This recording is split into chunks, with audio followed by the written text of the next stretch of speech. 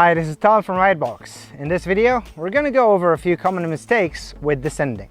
Just like our descending video, we're going to talk about the setup and mistakes you might do there, and the descent itself. The first common mistake to do with setting up for descent is actually not setting up for descent. You have to remember that you need to take control of your descent just before entering it. That means adjusting your speed so you're not too fast and getting into the correct stance.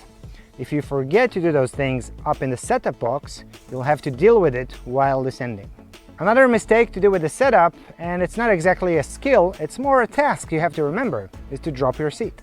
If you get into the descent with a high seat, you will have less range of motion to manage changing angles or technical obstacles. Now let's go into a few common mistakes to do with the descent part itself. One would be how we use our brakes. A lot of riders seem to think it's a good idea to pump your brake, kind of trying to imitate maybe the ABS system in our car, but actually pumping the brakes will throw our balance forward and back again and again. If we completely release our brakes, our bike will accelerate and it takes our body a second or so to catch up. So we will feel like the bike is running away from us. Then we'll want to brake really hard because it feels weird, and we will be thrown again to the front of the bike. So if you're pumping the brakes, you're gonna be out of balance most of the time. Another common mistake to do with the brakes is using only the rear brake.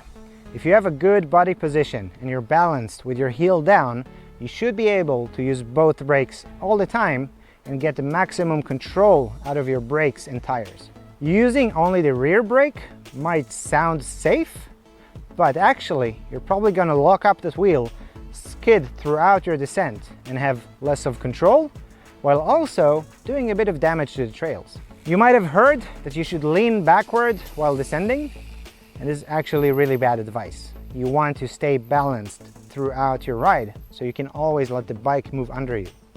Moving too far to the back actually reduces your range of motion and your ability to stay balanced.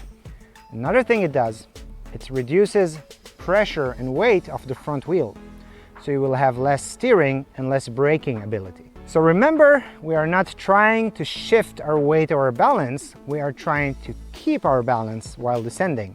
That means we're kind of in the same place and we're letting our bike move freely under us. Riding a descent should feel smooth and flowy.